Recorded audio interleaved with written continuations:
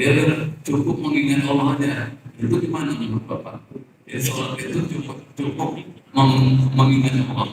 Maksudnya itu Pak. Gimana menurut Pak? Itu tasawuf namanya Pak. Bukan tasawuf, tasawuf. Nah, ini yang membuat orang tidak mau belajar tasawuf Pak. Karena perilaku sebahagian orang yang katanya sudah ahli tasawuf, tetapi dia tidak lagi melaksanakan ibadah syariat. Sehingga orang awam, orang yang nggak paham, kalau begitu belajar tasawuf itu malah durhaka sama Allah, nggak mau sholat lagi. Padahal sebenarnya bukan tasawufnya yang salah, orangnya yang nggak paham. Ada. Jadi begini Bapak Ibu ya.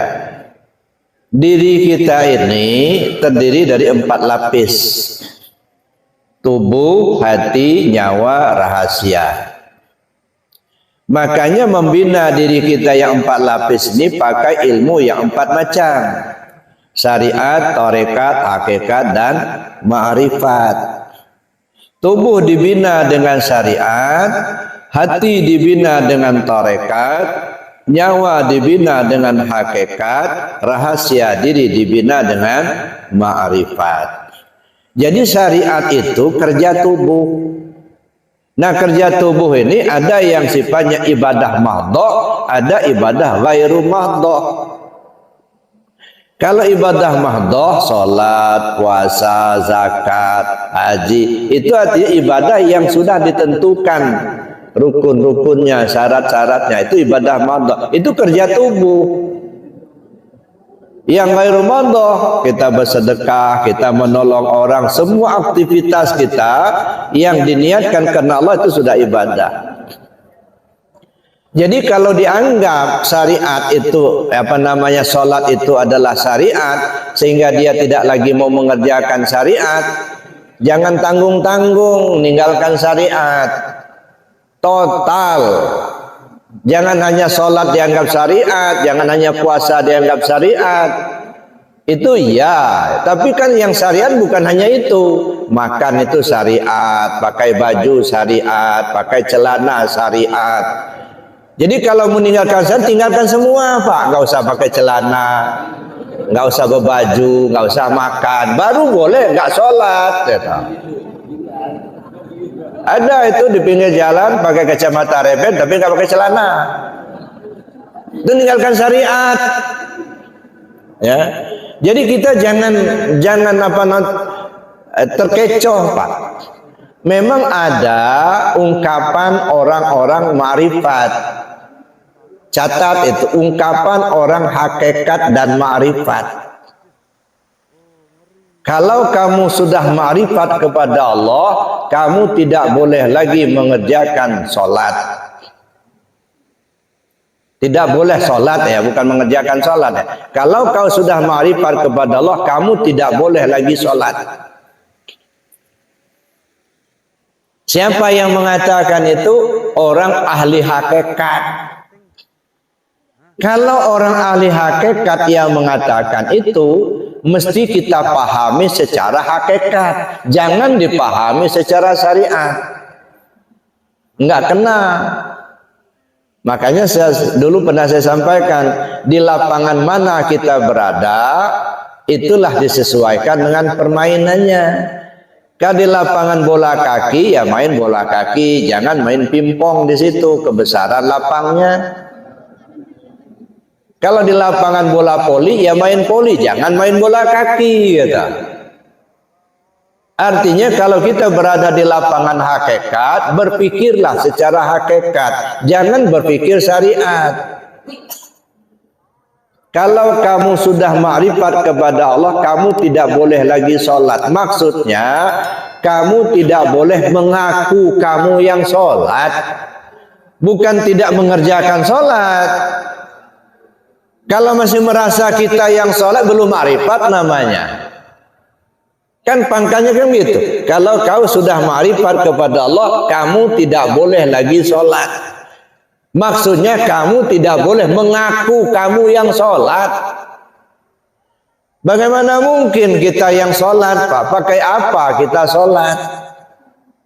Ya, berdiri kita pakai kodrat Allah, baca ini itu ilmunya Allah.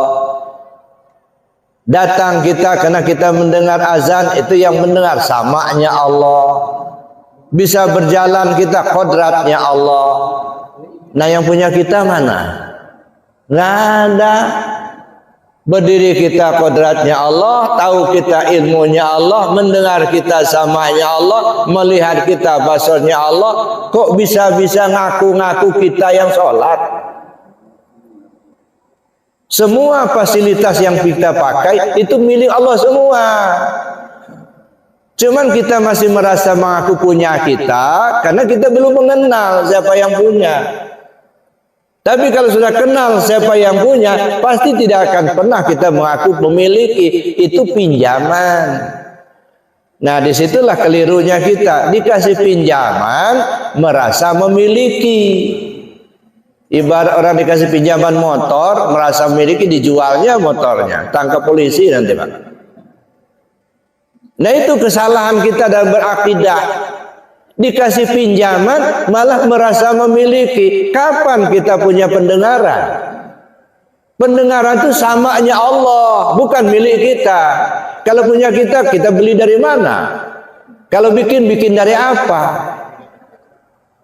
Tiba-tiba sudah mendengar aja kita, sudah melihat aja kita. Nah, disitulah kita perlu mengenalnya tadi. Maka kalimatnya, kalau kau sudah ma'rifat kepada Allah, kamu tidak boleh lagi sholat. Kamunya itu kepada syariat, kepada dirinya. Nah, artinya kita tidak boleh mengaku kita yang sholat. Sholat kita itu karena digerakkan oleh Allah, dikasih tahu sama Allah. Berarti apa? Nah, keluarlah istilah orang tasawuf, al-abid wal ma'bud wahid. Yang nyembah dan yang disembah, ya dia itulah sebenarnya. Cuman karena kita nggak paham, merasa kitalah yang sholat, kitalah yang bersedekah, kitalah yang bekerja. Kenapa? Karena kita tidak mengenal siapa yang punya. Jadi itu, Pak. Jadi bukan kalau sudah belajar tasawuf tidak lagi sholat, tidak begitu. Ya, maka sering saya katakan, belajar tasawuf itu bukan untuk meninggalkan syariat, tetapi menyempurnakan syariat. Kalau syariat itu ibarat kulitnya sudah bagus, nah benahi isi. Jangan sampai bagus kulit tak ada isi. Kalau isinya sudah bagus, gimana supaya rasanya enak? Nah, jangan sampai kita ngelihat kulitnya aja. Dulu, Pak, setahun yang lalu lah, saya sama Umi ke Malaysia. Oleh jamaah di Malaysia diajaklah ke Malaka. Jalanlah kami di kota Malaka. Pas di depan sebuah toko berjejer itu doren itu. Saya bilang sama uminya, itu dorennya bagus-bagus, coba kita lihat dulu. Saya bilang, ya tak. Dekatlah kami. Begitu kami dekat, rupanya plastik semua, Pak. Berjejer itu, doren benar kelihatannya, gede-gede, bagus-bagus. Nggak taunya plastik. Jangan sampai kita tertipu, Pak. Ya, kulitnya bagus, nggak ada isi. Syariatnya bagus, rajin sholatnya, fasih bacaannya, tumaninah sempurna, tapi nggak ada isi. Dia merasa dialah yang berbuat, nggak ada isi. Nah, jangan sampai tertipu seperti itu. Jadi gitu, Pak. Jadi kalau kawan Bapak itu nggak sholat, itu merasa dirinya sudah sholat di dirinya sendiri, itu tasawuf, Pak. Ya, nggak usah ditiru yang begitu. Ya, saya sering katakan, belajar tasawuf menyempurnakan syariat. Syariat itu ibarat kulit. Kalau kulitnya sudah bagus, gimana isinya sudah bagus juga. Ya. Nah, semakin kita mengenal Allah, semakin intensif syariatnya. Contohlah Rasulullah. Manusia mana yang lebih kenal kepada Allah selain daripada Nabi Muhammad? Nggak ada. Beliaulah yang paling mengenal Allah, paling ma'rifat dengan Allah itu. Itu Rasulullah. Tapi bagaimana ibadah beliau? Masya Allah Pak. Wudhu yang dipakai waktu Isya digunakan untuk sholat subuh. Artinya semalaman nggak tidur, nggak batal. Bapak Ibu pernah nggak lakukan seperti itu? Belum? Ya sama. Ya. Itu artinya begitu ibadahnya Rasul nggak akan ketiru sama kita. Padahal beliaulah yang paling ma'rifat kepada Allah. Ana minallah wal alam minni, kata beliau. Saya dari Allah, semua alam itu asalnya dari saya. Contohlah Rasulullah, Pak. Jangan melihat, jangan mencontoh kawan bapak itu. Semakin ma'rifat kita kepada Allah, semakin intensif ibadahnya. Semakin santun dengan orang lain, semakin menghormati seorang lain. Karena yang dilihatnya bukan zahirnya. Maka Muhammadun aba ahadim mir rijalikum walakin Rasulullah wa khataman nabiyyin. Muhammad itu bukanlah bapak seorang laki-laki di antara kamu, tapi dia adalah Rasulullah dan penutup semua nabi. Artinya melihat Muhammad sallallahu alaihi wasallam jangan dilihat dia sebagai ayah dari anak-anaknya. Maksudnya jangan dilihat dia manusia biasa, Pak. Lihatlah dia sebagai Rasul Allah. Nah, kalau kita melihat dia sebagai Rasul Allah, apapun yang dia tampilkan adalah sunnah untuk kita. Untuk kita contoh. Jangan lagi kita mulai dia orang Arab, bukan. Kita ini kan kadang-kadang masih gitu, Pak. Oh, jubah itu ya enggak penting, enggak usah dipakai, itu kan pakaian Arab, bukan pakaian Islam. Ini kesasar juga. Memang awal mulanya pakai Arab, cuman kena Nabi kita ini orang Arab, dia pakai jubah juga menjadi sunnah bagi kita untuk mengikuti gitu. Ya, makanya Sayyidina Umar dulu berkata ketika mencium Hajar Aswad, ya hajar itu kan batu, aswad artinya hitam. Sambil dia mencium Hajar Aswad itu dia ngomong, batu hitam. Kalau bukan kena sunnah Rasul, sungguh seumur hidup saya nggak pernah mencium kamu. Tapi karena ini sunnah Rasul, ya saya ikuti sunnah Rasul, saya cium kamu. Artinya bukan kena batunya hitam maka dia cium, tetapi kena sunnah Rasulullah begitu. Kalau kena batunya hitam dicium, khawatir Pak. Setiap ketemu batu hitam diciumnya. Apalagi kalau ke Krui Pak, di Tebaka itu banyak betul batu hitam itu. Habis hidungnya nanti. Ya.